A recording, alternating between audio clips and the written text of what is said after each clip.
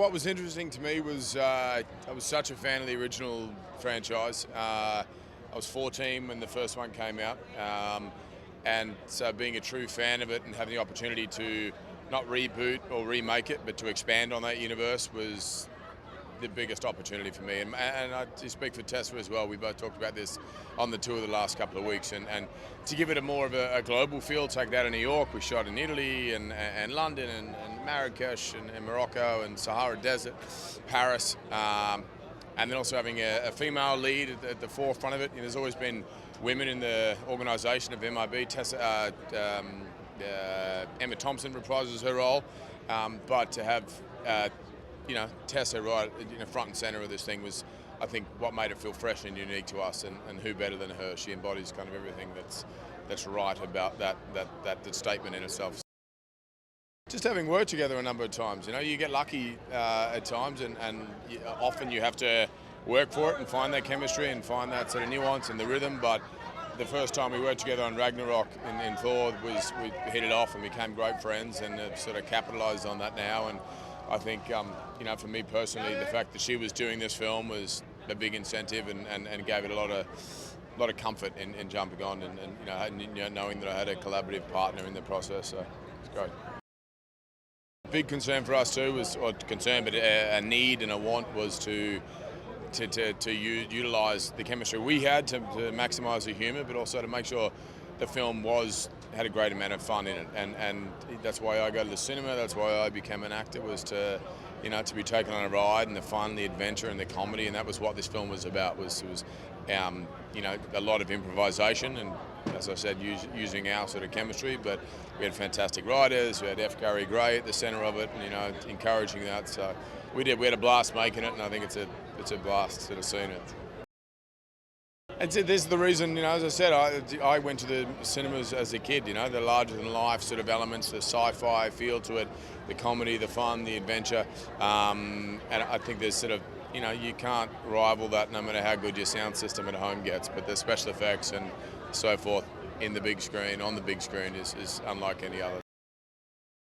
What I like about it is that it's not a reboot, it's a continuation, but it's a much bigger scope, so it's all over the world. It's not just one city, it's new teams, a lot of new types of aliens, new threats. So that's what I like about it, is that it exists in the Men in Black universe. We're not erasing anything, but we're just expanding it.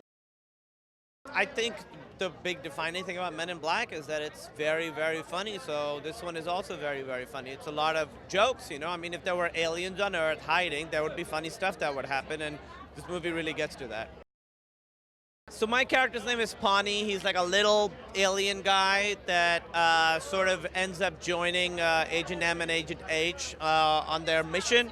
And he meets them about halfway through the movie, and then he's sort of part of the team. First of all, I think every movie should be seen on the big screen. This one especially, there's such huge, amazing special effects. And I think comedy should be seen on a screen because you get to share that experience with a bunch of people. But a movie of this scope really should be seen in the theater. I've been a fan of Men in Black for so long, so when they called me asking if I wanted to do it, it was a no-brainer for me. I couldn't say yes fast enough. It's great because we've seen Tessa and Chris on screen together before, but they playing such different characters, so it's interesting. They have a completely different. They have this chemistry, but their rapport in the movie is completely different. Their relationship is completely different. So it'll be, I think people will understand. I want to see them do 10 completely different movies together. We're the villains. The amazing, sexiest aliens in the world. Oh my God, he says so. Well, believe him. You don't even think you're at work a second when you actually just feed on your good character. We were so in it that sometimes I believe outside I have a superpower. It works. It was amazing. It works. It was amazing. To be in the front of the big screen, I have no words. It was like, I've been waiting for this month for a minute, so thank you. No, you're welcome. So that's what it is now. We have very, very big shoes to fill. It's a franchise that people hold very close to their heart. Everyone loves Men in Black, so you had to think of a way to make it engaging to audiences that love the movie and audiences that might be new to it. And I think integral to that is the great new cast, that you've got Chris Hemsworth and Tessa Thompson leading the way. I was very lucky to be a part of it. We've got Liam Neeson, Emma Thompson, you've got old and new, they're not old, but established and new. You've got F. Gary Gray at the helm, one of our finest filmmakers. The writers have done a great job in making it fresh and relevant. There's some great characters, some great villains, some wonderful performances, and as I say, a really established, fantastic cast of people who all cared about making this the best possible movie. We never wanted to remake the film, we wanted to really continue on in the same spirit of the original franchise. And first of all, we take the film into a global space. We've only seen the organization here in New York City, so we take it across the world to London, to Marrakesh, to Italy, to the Sahara Desert, to Paris, and then back to New York. So I think it's really, global in scope, which adds a new element. Obviously, Chris and I take over the helm from some pretty big shoes, but I think that adds a real new, fresh dynamic to the piece. We have tons of new aliens and gadgets, and I think the film is fresh because it's made at this time with a more modern sensibility. And obviously, there's always been women inside of the organization. There's never been a female protagonist inside of one of these films. I think that's really new and original. Everyone has had the experience of meeting someone and sort of liking them right away. I think the truth is now Chris and I have worked together for a number of years. Now I know why I like him. I know all the things that are true about him, which is he's just so kind and sweet and generous as an actor. He has a lovely family that he cares about deeply, so it's not just about the work. All those things are really admirable about him. But I think in terms of us, we have a working dynamic in which we feel free to try anything in front of each other, and also free enough to say what you just did wasn't that good. And I think there's something about that makes for a dynamic that is really honest, and hopefully you get some good stuff out of it. If we would have been told, what was it, 23, 24 years ago, you're going to be here 24 years later doing a fourth one, we would have never believed it. And I think that is what's special. I mean, for whatever reason, there was something about that first comic book, that cover that we saw with these agents in black suits and sunglasses and cool weapons, that knew a reality in our world that the audience didn't know about, that struck us as something very special.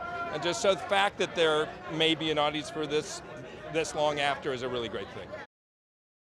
We always imagined, even though the first three took place in New York, we always, in our heads, there were other agencies. And deciding that the first three, we'd sort of told that story and all of the cast agreed, we'd completed it.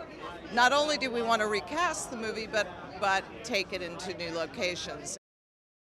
The inspiration for this began with the character of young Molly, played by Tessa Thompson, a young girl who has an alien sighting and spends the rest of her, life into her 20s trying to find the Men in Black. And and the international setting for us just gave us many more opportunities for action and adventure and opened it up.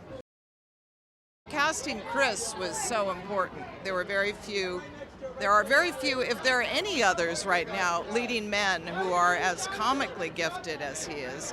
And that's key. It was interesting even from the very beginning. I remember us having the conversation, which is we need to cast actors who are really adept at comedy as opposed to quote-unquote comedians. Yeah. And Tommy will, absolutely is the case. Tessa, extraordinary comic chops. As Laurie says, Chris has a very particular comic gift, which makes it totally unfair for the rest of us that you get to look like Chris Hemsworth and be funny.